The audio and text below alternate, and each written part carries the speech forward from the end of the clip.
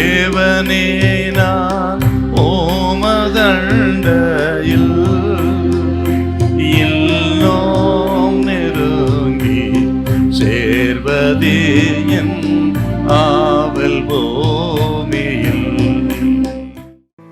Mark சுவிசேஷம் 6ஆம் அதிகாரம் 34வது வசனம். இயேசு கரையில் வந்து அநேக ஜனங்களை கண்டு அவர்கள் மேய்ப்பனில்லாத ஆடுகளைப் போல் இருந்தபடியால் அவர்கள் மேல் மனதுருகி அநேக காரியங்களை அவர்களுக்கு உபதேசிக்க தொடங்கினார். அவர்கள் மேல் மனதுருகினார்.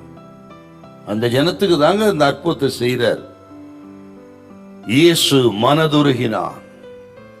இந்த மனதுருகினார் என்ற வார்த்தை அதுக்கு அரமேயு பாஷையில் அந்த காலத்துல ஆண்டவர் இயேசு அந்த காலத்தில் இருந்தவங்க பேசின மொழி அரமேக் பாஷை.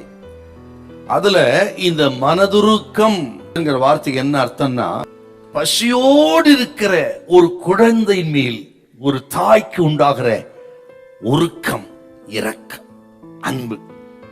அதுதாங்க ஆண்டவர் இயேசுவிடத்திலே இருந்த இரக்கம், மனதுருக்கம் அப்படின்னு இருக்குதுங்க. ஆண்டவருடைய மனதுருக்கம்னா எத்தனை ஆச்சரியமானது. பசியாயிருக்கிற அந்த ஜனங்கள் மேல் ஒரு தாய்க்கு குழந்தையின் மேல் இருக்கிற உருக்கத்தை போல் மனம் முருகினார் இயேசு. ஒருவேளை நீங்க அப்படிப்பட்ட ஒரு தாகத்தோடு இருக்கலாம், பசியோடு இருக்கலாம், பல நிலைகளை ஏக்கத்தோடு இருக்கலாம். இதுக்கு ஆண்டவர் சொல்லுகிறார், கண்டும் காணாமலும் போகிற தேவனை நீங்கள் ஆராதிக்கவில்லை, உங்கள் மேல் மனதுருகி உங்களுக்கு இரக்கம் செய்கிற ஆண்டவர் வந்திருக்கிறார். அவர் உங்களை கைவிட மாட்டார். பரிசுத்த ஆவி ஒவ்வொருவரோடு பேசுகிறார். இந்த மனதுருகினார்னா என்ன அர்த்தம் நினைக்கிறீங்க நீங்க? தேவையுள்ள மனிதர்களுடைய அந்த ஏக்கம், பசி, தாகம், தேவையோடு வருகிற மனிதர்களின் அந்த தேவை இயேசுவின் இருதயத்தை உடைத்து விடுகிறது. அவ்வளவு சாப்பிட்டுங்க அவர். அடுத்தவன் விழுந்து போயிட்டா, பலகீனப்பட்டுட்டா அற்பமாய் நினைக்கிற உலகம். ஆனால் அப்பன் இயேசு அப்படி அல்ல. நமது பலகீனத்துக்காக மனதுருகி அற்புதம் செய்கிறவர் இயேசு. நாம் விசுவாசிக்கிற எந்த நிலைமை இருக்க தெரியாது, ஆனால் உங்கள் மேல் மனதுருகும் ஆண்டவர் வந்திருக்கிறார். இந்த நிலைமையில உங்களை தூக்கி எடுக்க முடியும் அவரால.